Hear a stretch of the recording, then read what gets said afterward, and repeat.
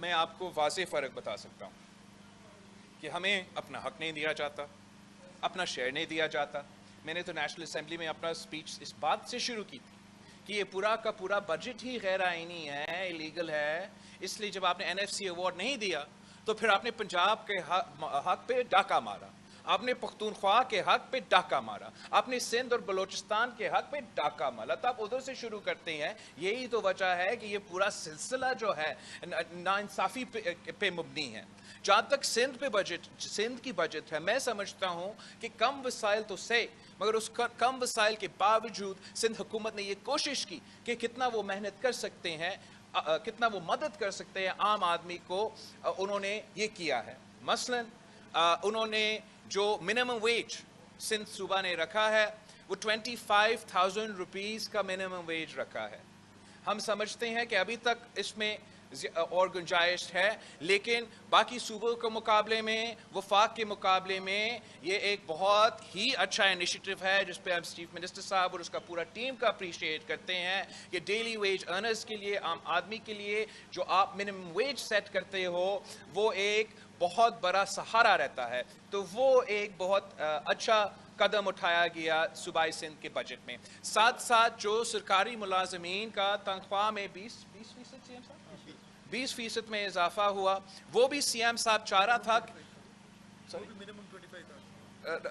CM साहब तो चाह रहा था कि हम 30% का इजाफा करें। फंड्स ना मिलने पे 20% का इजाफा किया, वो 20% भी बाकी सबसे ज़्यादा है। इस किस्म से बहुत से ऐसे हमने अपने ही कम वसाइल में से ऐसे मंसूबे बंदी किया है कि हम अपना रिसोर्सेज को इस्तेमाल करके जो कमज़ोर तबका है उनको जितना भी मदद दे सकते हैं हम दे रहे हैं। अभी भी हम समझते हैं कि वो नाकाफ़ी है और करने की ज़रूरत है। यही तो वजह है कि हम जिद्दोजहद कर रहे हैं कि हमें अपना शेयर दिया जाए, सूबों को अपना शेयर दिया जाए ताकि वो अपने अवाम का खिदमत कर सकें।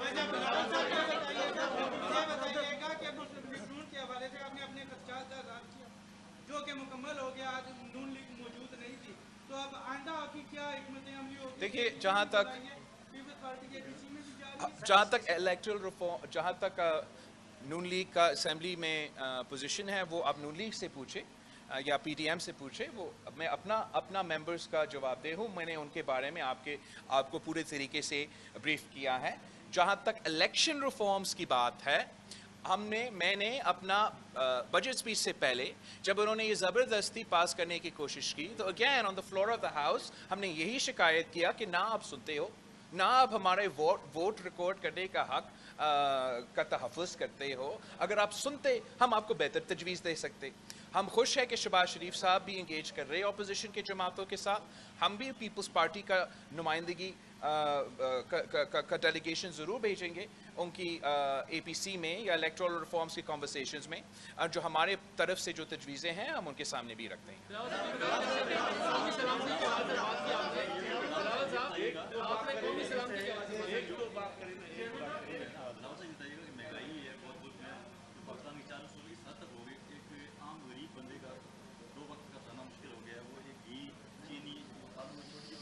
DDB उसके लिए आप हुकूमत में क्या दौड़ डालेंगे और क्या महंगाई के खिलाफ पाकिस्तान पीपल्स पार्टी दीगर अपोजिशन जमातों के साथ रोडों पे आ सकती है? पाकिस्तान पीपल्स पार्टी अपनी जमात, पाकिस्तान पीपल्स पार्टी एक सियासी जमात है और अपना सियासत करने का हक रखते हैं। हमने पहले से ऐलान किया, मैंने अपने इसी प्रेस कॉन्फ्रेंस में ऐलान किया, हम समझते हैं कि हमारा नहीं सुना जा रहा था बजट में, हमारा वोट भी रिकॉर्ड नहीं किया गया और हमारे पास कोई ऑप्शन ही नहीं है। कि हमारा ऑप्शन जो रहा है वो यही है कि हमने अवाम के पास ये मैसेज लेके जाना पड़ेगा। अभी भी मैं कश्मीर की कैंपेन पे निकला हूँ। जहाँ मैं कश्मीर में जाके बात कर रहा हूँ, जहाँ मैं मोदी के जुल्म की बात करता हूँ, वहाँ मैं इमरान की महंगाई, इमरान की गुर्बत और इमरान की बेरोज़गारी की ज़रूर जिक्र करता हूँ, जिसकी वजह से आम आदमी इस वक्त बहुत मुश्किलात का सामना कर रहे हैं। ये मैसेज पाकिस्तान पीपल्स पार्टी हर सूबा, हर शहर, हर देहात में जाके लेके जाएंगे और इसी हम समझते हैं यही हमारे पास रास्ता है, यही हमारे पास ताकत है कि हम पाकिस्तान के अवाम के साथ मिलकर इस हुकूमत को मजबूर करें कि वो इंसान बने और ऐसे पॉलिसीज़ बनाएं जो आम आदमी को, किसान हो गया, मेहनत कश, छोटा ताजिर, ان سب کے بوجھ ڈالنے کے بجائے آپ امیر آدمی پہ بوجھ ڈالنا چاہتے ہیں.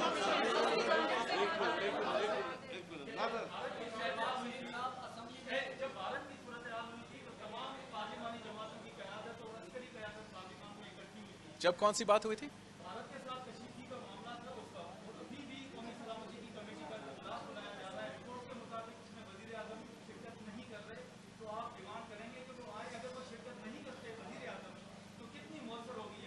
جہاں تک وہ مقبوضہ کشمیر میں جو حملہ ہوا، ہم سمجھتے ہیں کہ بڑا غیر ذمہ دارانہ روایت تھا وزیر اعظم صاحب کا کہ کشمیر جیسے موقع پہ اور مسئلے پہ وہ اس کی انا کی وجہ سے کنسنسس نہیں بن سکا، اور پہلی بار جو ہے پاکستان کے وزیر اعظم کشمیر ایشو پہ باقی جماعتوں کے ساتھ بات تک کرنے کو تیار نہیں.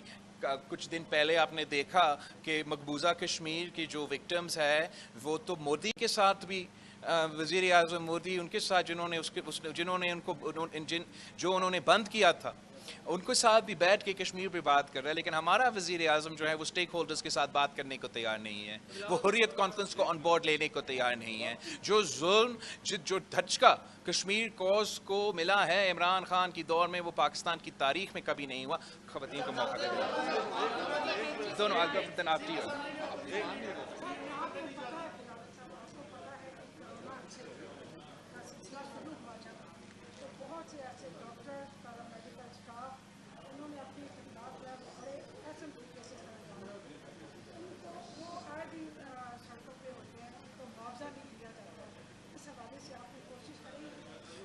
میں بالکل اگری کرتا ہوں آپ کے ساتھ. میں سمجھتا ہوں کہ ہمیں جس وقت ہمیں اپنے فرنٹ لائن ورکرز کے ساتھ جو ہمارے لیے اس پورا پینڈیمک میں ایک ہیرو کا کردار ادا کر رہے تھے، ان کا رسک الاؤنس کا حق ہو، ان کا اپنا تنخواہ کے جو میں اس میں اضافہ کا ان کا حق ہو، ریگولرائز ہونا کا، جاب سیکیورٹی ہونے کا حق ہو، اور ہم نے سندھ سے بھی یہی مطالبے کیے تھے. اور سب سے پہلے جو رسک الاؤنس اور یہ ساری چیزیں دیے گئے تھے وہ صوبہ سندھ سے ہے، اور میں ابھی بھی سی ایم صاحب سے ریکویسٹ کروں گا تو انشور کہ اس کا امپلیمنٹیشن بھی ہو رہا ہے، اور جاب سیکیورٹی اور فائنینشیل سیکیورٹی ان ڈاکٹرز، نرسز اور فرنٹ لائن ورکرز کے لیے جو مقابلہ کر رہے ہیں، آج بھی مقابلہ کر رہے ہیں کووڈ کی پینڈیمک سے، ان کو ضرور ملنا چاہیے. افسوس کے ساتھ کہنا پڑتا ہے کہ جب سندھ نے ان ہیلتھ کیئر ورکرز کے لیے سیکیورٹی الاؤنس رکھا، کسی اور صوبہ نے نہیں رکھا. جب سندھ نے ان کے تنخواہ میں اضافہ کیا، گلوبل پینڈیمک چل رہا تھا اور خان صاحب نے 0% کا اضافہ کیا تھا ان کا تنخواہ میں.